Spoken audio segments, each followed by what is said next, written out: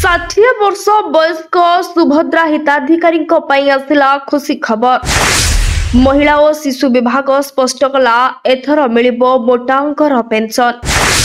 Pension पाई केमिति करिवे आवेदन आसंतु जानिबा। महिला एवं शिशु विकास विभाग पक्षर आसी बड़ खबर।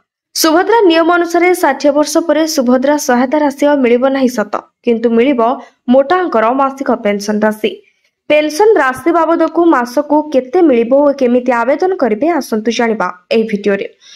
सुभद्रा उपरे प्रथम राज्य स्तरीय परिचालन एवं तदारख कमिटी बैठकर समीक्षा परे महिला एवं शिशु विकास विभाग पक्षरु सूचना प्रदान करा जायछि जे सुभद्रा योजनार हिताधिकारी माने 60 वर्ष बयस प्राप्त करिबा परे बाधक पेंशन पाइबा पई आवेदन करि परिबे।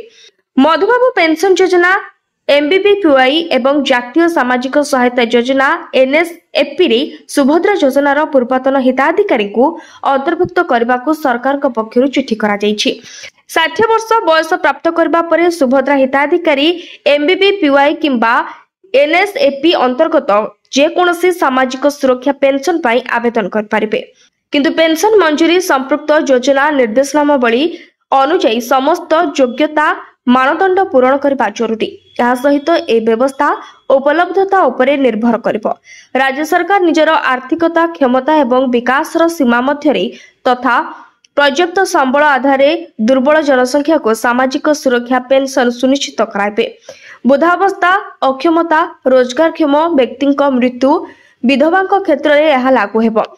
जदिओ सुभद्रा योजनार पूर्वतन हिताधिकारी माने पूर्वरु सरकार ठारू लाभ उठाई सारिछन्ति, किंतु एमपीपीवाई किंबा एनएसएपी एवं उभय अंतर्गत अपेक्षा रहितबा तालिका अंतर्भुक्त आवेदनकारी तथा एपर्यंत एपरी कोनोसी लाभ पाई नथबा किंबा सुभद्रा योजनार पूर्वतन हिताधिकारी तुलन में अधिक वयस्क किंबा अधिक आवश्यकता थिबा आवेदनकारी को प्राथमिक प्रदान कराइछबो।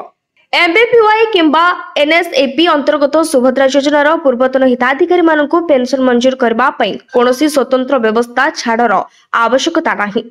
तथापि सेमाने निज अनुଯାयी बाधक्य पेंशन पाई आवेदन करि परिबे एवं जिला सामाजिक सुरक्षा अधिकारी माने सुभद्रा हिताधिकारी को आवेदन करिबारे समस्त आवश्यक सहायता प्रदान करिबे।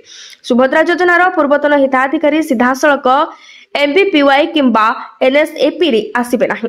सेमानको सेथिपाई 60 वर्ष पर आवेदन करबा पड़िबो। प्रथमे अधिक वयस्क किंबा दुर्बल तालिकार थिबा लोकଙ୍କୁ प्राथमिकता मिलिबो बोली महिला एवं शिशु विकास विभाग पक्षरु कहा जायछि। Bureau report BNS live.